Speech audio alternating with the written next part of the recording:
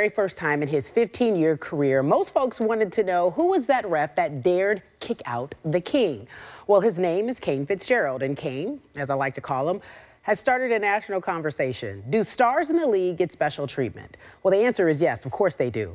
But the real question is, how often? Our Chris Conley takes a look. And Kane, as I like to call him, has started a national conversation. Do stars in the league get special treatment? Well, the answer is yes, of course they do. But the real question is, how often? Our Chris Conley takes in Kane, as I like to call him, has started a national conversation. Do stars in the league get special treatment? Well, the answer is yes, of course they do. But the real question is, how often? Our Chris Conley takes. Order of protection has been filed against Oklahoma running back Ronnie Anderson by a woman who alleges she was raped by him on November 16th. Order of protection has been filed against Oklahoma running back Ronnie Anderson by a woman who alleges she was raped by him on November 16th. Monday, it was announced that LiAngelo Ball left UCLA 3 weeks after he was detained on shoplifting charges with 2 teammates in China and suspended indefinitely by coach Steve Alford. This morning on the Today Show, LeVar and LiAngelo explained their reasons for leaving UCLA and their plan going forward. On, good people, welcome into First Take. Thank you so much for hanging with us. Molly, Qerim here. Stephen A. and Max will join us in just a moment, but here's what we got for you on today's show. John Gruden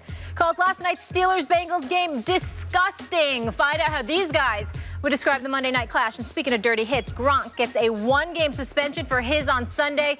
Was he punished enough? And KD getting into his boogie cousin. Should Steve Kerr be worried about his chippy Warriors? Stephen A. and Max on the road. Gentlemen, what's going on? What's going on? How y'all doing? I'm lovely. Right. Let's do this. Stephen A. What's up? What's up? What's up? All right, let's get into it, guys. First guy who it was interesting because I had just gotten done playing and I'd only been in scouting for a little while. And that year it came down between him and Kellen Winslow Jr. in 2004. And we wound up drafting Sean. And I said, look, you're everything. I think Ryan Clark put it best, right? His body's been gone for 10 years, but his spirit has not missed a single snap. Yeah. Lou, how do you hope Taylor is remembered?